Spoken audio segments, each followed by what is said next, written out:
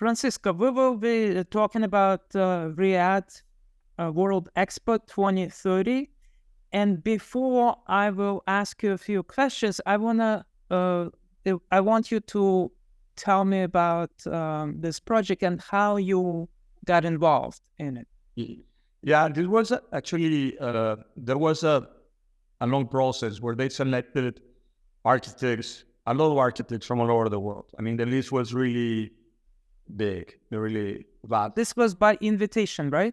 It was by invitation. First, we didn't know that they were talking to many architects. We learned that after the fact. But eventually, they went from, I think, 48 architects to 6. And when they selected the final, we went through a process of interviews when we got to 12. And then when we got to 6, basically, they formally invited them. So it was really a direct invitation from the kingdom. And I think it was all based on, the selection of 6 was based on sending a vision for the project and a statement on why Saudi Arabia should be the host country for the World Expo 2030, and a sketch of our vision for the project. And I think that's what actually got us into the 6 shortlisted firms. What is the main concept? What is your vision about?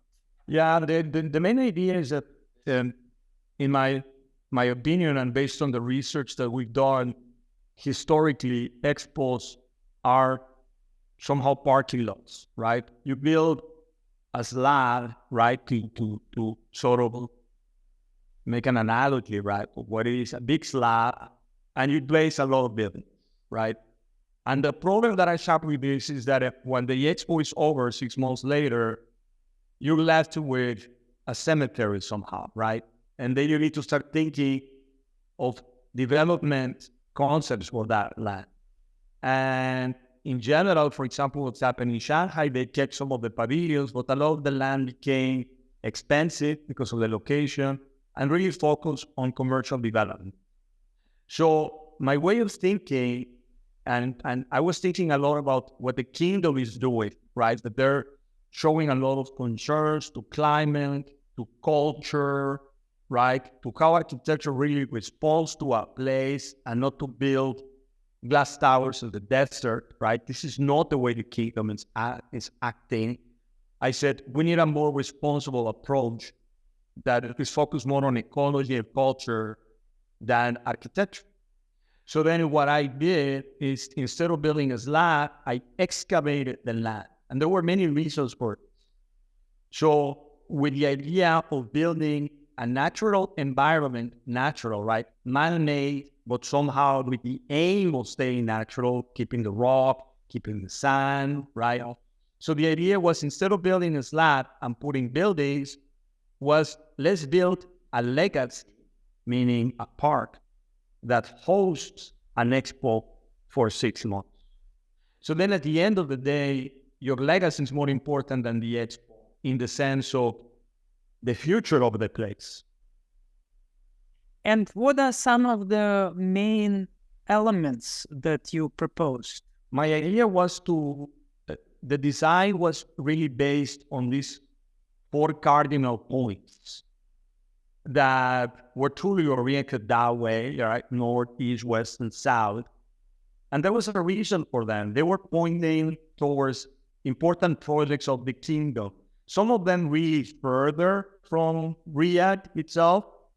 Some of them infrastructural projects, like the airport, right, was in the north. The city was in the south, right? And the airport is very close, right? The airport is very close, right? So it was different in the sense that we created these like 1 kilometer legs, 4 of them, like a pinwheel, that was very porous.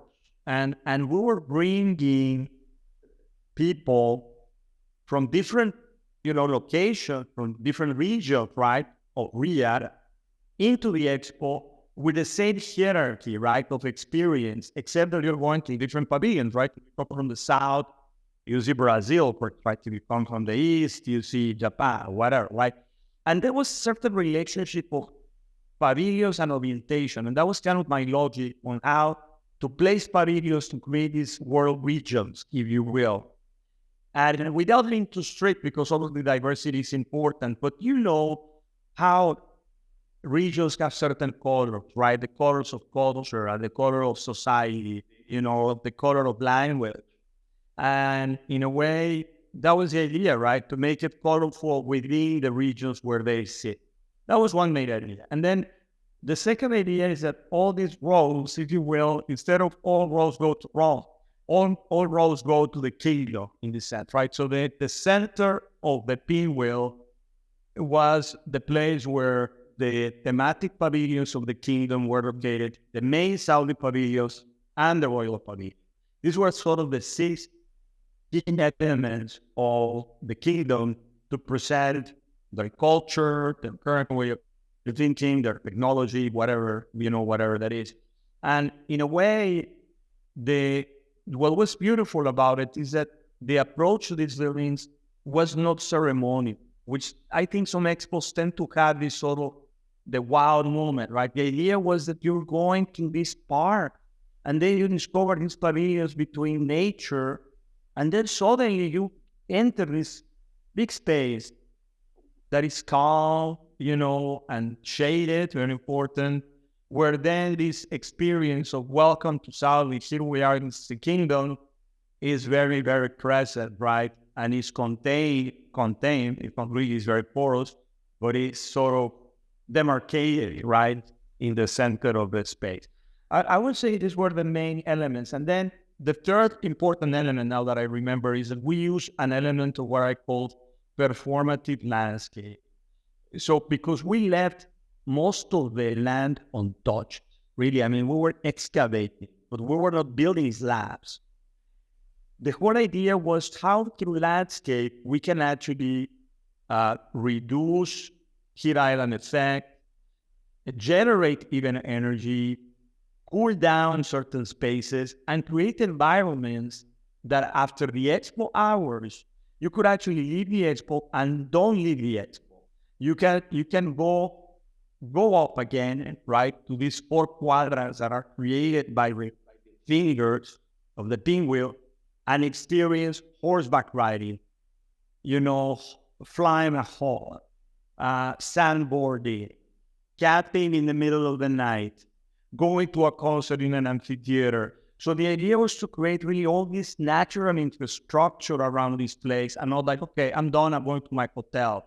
No, there's more to the expo than the pavilions. Let us show you what the kingdom has to offer. And I understand that most of the buildings are not actual buildings, but they are excavated, right? So they are almost like cavities within the site, within the earth. Is that? It's a combination, Vladimir. You're right. Some of them are actually excavated on the land, which is a beautiful thing. It's almost like Petra, right? You got this sort of, but that was one approach to pavilion design. Some of them are actually center of the accesses, and they're more like buildings. And the country pavilions, it's a mixture, right, of a building or a building that is integrated into the landscape. But what was very interesting about the buildings is that we actually we thought a lot about using artificial intelligence in building them and deconstructing them. And this, I think, is a unique approach to an expo. We decided that instead of pavilions, the countries, the pavilions of the countries, and the countries making decisions on materials, we will give them a menu of materials. We will say, these are the materials that you can use, be creative.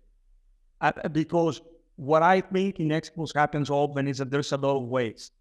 There's a lot of ideas that, of course, there's a lot of innovation in material technology, and this is part of what the expos are about. I get it. And the idea was to be open to a certain percentage, to these opportunities of bringing innovation outside of the palette of materials that we're offering, but at the same time to create a certain control on the recyclability of these elements, right? To say, okay, why did you want to use these materials? Because we want to make sure that are 100% recyclable. Some of them will be reintegrated into other life cycles, right? Into steel again or aluminum. Some of them will be actually deconstructed and reconstructed from a pavilion to a school or a church or a community center. Part of the idea of the pavilions was that they are actually transportable eventually, that you can take them apart, put them on a container, ship them to countries where there's certain needs, and rebuild them through the use of artificial intelligence into this future buildings that really respond to the needs of these places, right? You already started talking about the very unique experiences in this expo, and this is what expos are actually known for, not only for iconic buildings, but what people bring with them in their memories.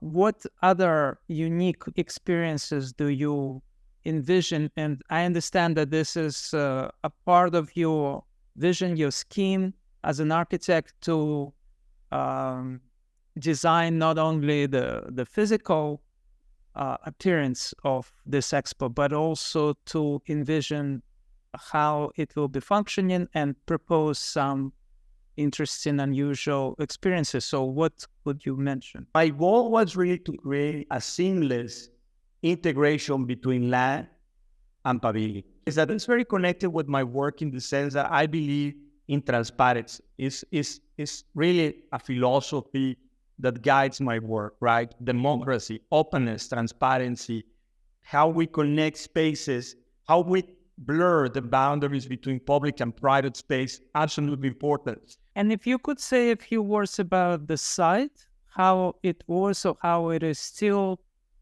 and you already started mentioning what could happen after the expo is over. Some buildings could be even shipped to other places, but what's going to happen to the site itself? Yeah, I mean, the site is a 6 square kilometer land, is really massive.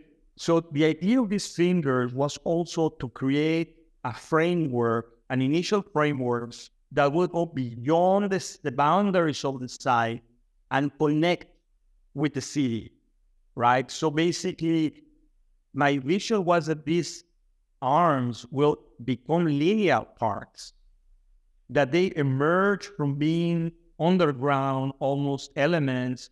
They start rising as you go to the edges, right, to the boundaries. They start shortening, right, width, and then they become these sort of grids that will reach out to the city and could be running tracks, bike paths, really literally these linear parks that are extending in 4 directions. One was going to connect with King Salman Park, which is a really important project of the kingdom right now. It's massive.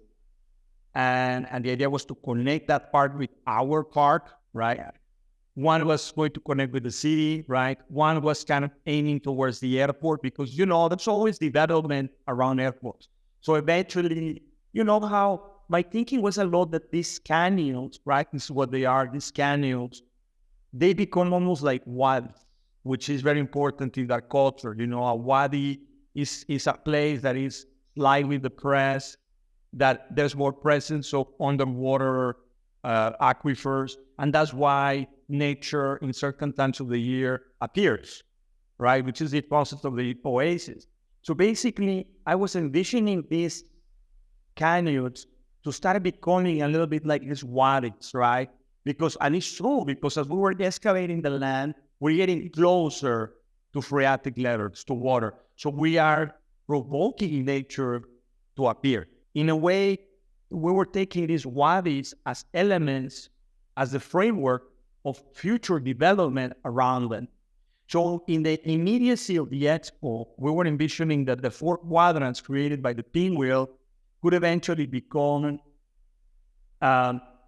cities, but initially with a purpose, not just development land, but maybe an educational place, a research area, right? Yes, maybe some innovative housing / working environment, right? And a park. So then the quadrants will get an immediate use after the expo. And then based on that use, neighborhoods could actually start developing around them that could be focused as well or respond to this. I want to ask you now a few questions about your work.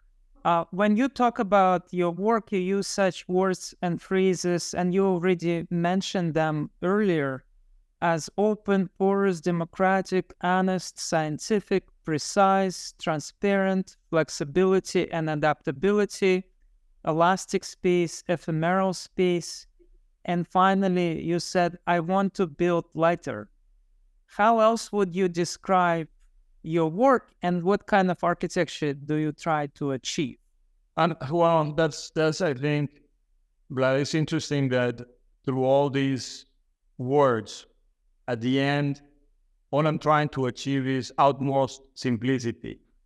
I always say that when I manage to design a building that makes me feel what a cave makes me feel, I have succeeded. I can stop now. And I haven't, so that's why I continue. And I think there is this feeling of, or this goal that connects all the things that you describe with one concept, that is likeness. For me, we're using too much of everything. We're wasting too much. Design poetic, emotional spaces through modular systems to a systematic approach is very important for me. And that's, I think is very difficult. It's very, very difficult to be simple. It's much more easy to be complex. Much more easy. So that's my goal, really. And it's not, I'm competing against myself, I guess. And you have said, I don't like the idea of permanence and such ideas that a wall is just a wall or a window is just a window. In the future, building elements will become more hybrid. And then you said, what I fight for in every project is the building type. If you could talk about the hybrid qualities in your architecture. Yeah, I mean, this is always a goal, Vladimir. I would love to tell you, oh, I have done all these steps, right? I mean, we have to think, it's almost like a manifesto, right? That's where I want to go. That's what I dream about. I think this idea of hybridism comes from a lot from material science and a lot from the idea of lightness and use of resources, For me, when you're looking at a facade and you discover that the same element that is supporting the glass, it supports the roof, and it collects water, and it reflects the light. These to me are very important values in architecture, because that means that we're assigning more than one job to every component of a building. And that is another way of thinking of sustainability. There's this idea, very sort of screw-up idea, in my opinion, that sustainability is a checklist of good things. And or you put a garden that you don't need a lot of water, or you get one more. Or you put some solar panels and you produce, or you get another. I don't believe in this. I believe in an integrated approach where, through a real effort of reducing materials, labor, time, we could actually create much better buildings. And that's why, for me, form is the consequence of a lot of technical decisions and culture, but not really. I don't create problems that need to be solved. I like to solve my problems, and then in that solution to create beauty. And the beauty for me is really is not strictly, but in a way, I think there's a lot of beautiful things that do not work. But in my mind, the things that work tend to be beautiful, not only because they work, but because they're simple. So in a way, this hybridism is that, right? It refers to how one material or one system can have different functions. I want to finish with one of your quotes from one of our previous conversations. You said, freedom that architecture can bring to our cities is what I am after, not a banal image in the sky. We need to go beyond what we know and imagine new ways that space can provoke. Do you have anything to end? Well, I mean, I think the statement says it all. I think, freedom, for me, freedom is not about doing what I want. It's about allowing people to do more. And I think this to me is very important because it's not about me. It's about the city and the people.